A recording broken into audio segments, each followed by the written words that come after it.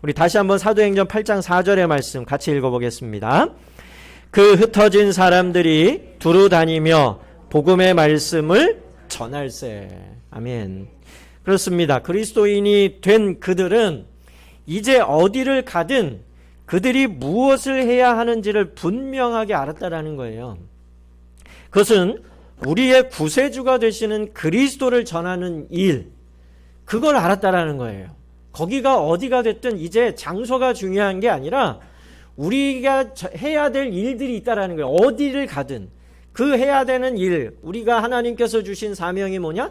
복음을 전파하는 것, 그리스도를 전하는 것, 그것이 자신들의 사명이고 자신들이 해야 할 일이다라는 것을 알았다라는 거예요.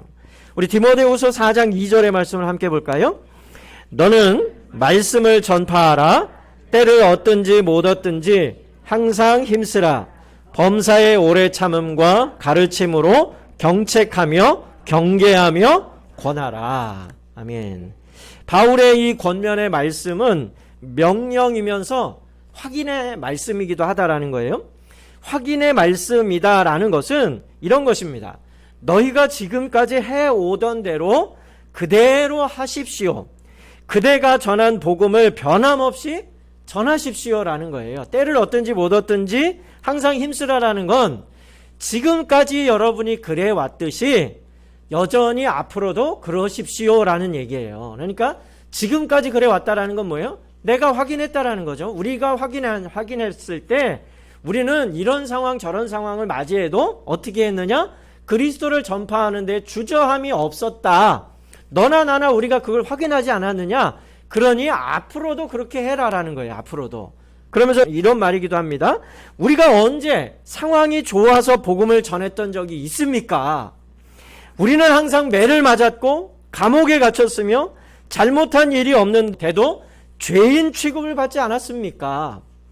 그러나 우리가 그런 중에도 우리와 여전히 함께 하시는 그리스도를 전하지 않았습니까?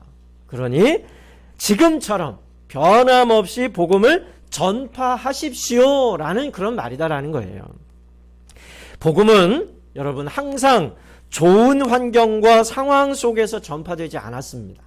여러분이 기독교의 역사를 보면 언제나 복음이 좋은 상황이나 환경 속에서 전파되기보다는 나쁜 상황, 아주 힘든 상황, 여러 가지 어려움과 박해라는 그 극한 상황 속에서 전해졌다라는 사실을 우리가 알 수가 있다라는 것이지요.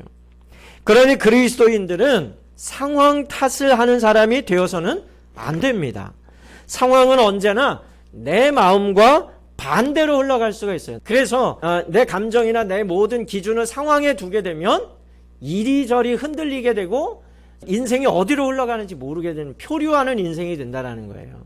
그걸 저는 어떤 얘기를 했느냐 하면 하늘에 봤을 때 우리의 눈이 흘러가는 구름에 있는 것이 아니라 그 구름 너머에 있는 하늘에 있어야 된다는 거예요.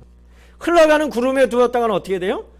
조금만 지나면 그 구름은 없어진다는 거예요. 그런 덧없는 것에 우리의 삶의 기준을 두고 사는 게 아니라 구름은 흘러왔다 흘러가지만 변함없이 그 자리에 그대로 있는 것은 파란 하늘만큼은 그대로 있다는 거예요.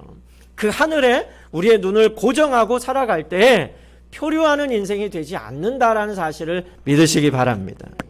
중요한 것은 주님은 그 상황에 관계없이 하늘과 같이 여전히 우리와 함께 하신다라는 사실을 믿는 것, 그게 중요하다라는 것이에요.